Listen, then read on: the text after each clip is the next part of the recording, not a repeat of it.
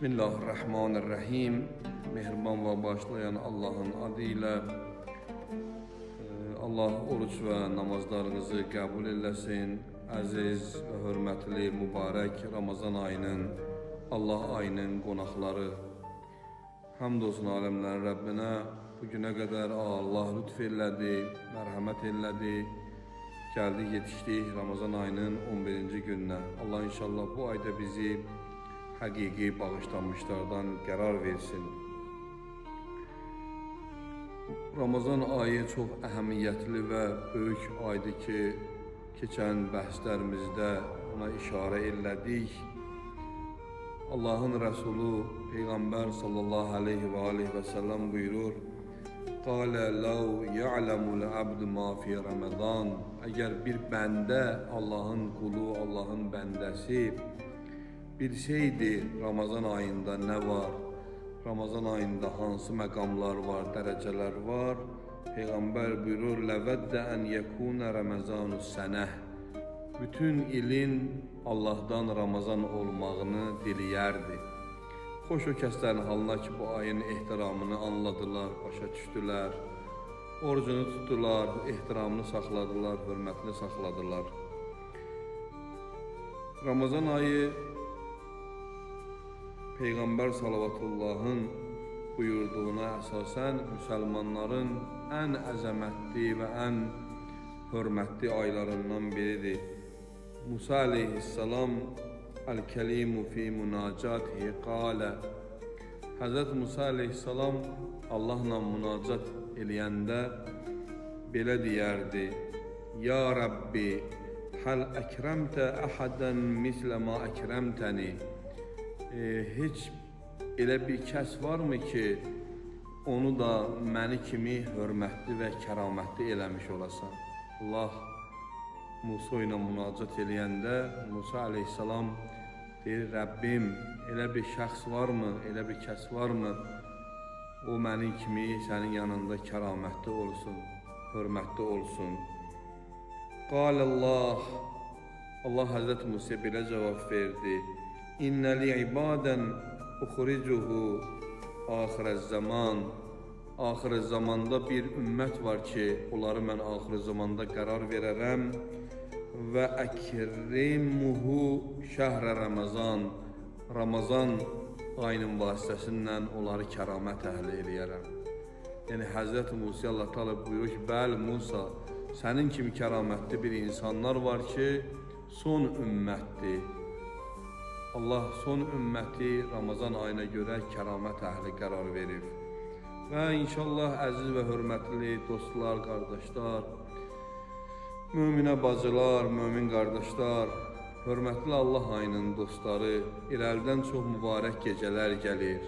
Allahın ayının ən əzəmətli gecələri ki, Qur'an-ı Kərimdə Allah Teala o gecəyə həm Qədr surəsində işarə edilib və həm Duxan surəsində işarə edilib ki, həmən gecə Allahın yanında çox böyük gecədir. Amma bəzi adamlar var ki, o gecənin feyzindən məhrum olurlar. Və çalışaq biz o gecənin rəhmətindən, mərhəmətindən məhrum olmayaq. Çünki ən bərəkətli gecədir, Qur'anın nazil olan gecəsidir, 1000 aydan daha xeyirlidir. Hədisdə var ki, 4 dəstə Qədr gecəsində bağışlanmaqdan məhrum olarlar. Peyğəmbər buyurur, hədisdə var: "İlla mudminul xamr." Allah həmən gecə, o mübarək gecə bütün evlərə daxil olarlar və Allah bəndələrinə salam verərlər və sübh vaxtı göyə qalxarlar. Və göy əhli onlardan soruşar: "Bütün insanlar bağışlandı mı?" Soruşarlar mələklərdən göy əhli: "Bütün insanlar bağışlandı mı?"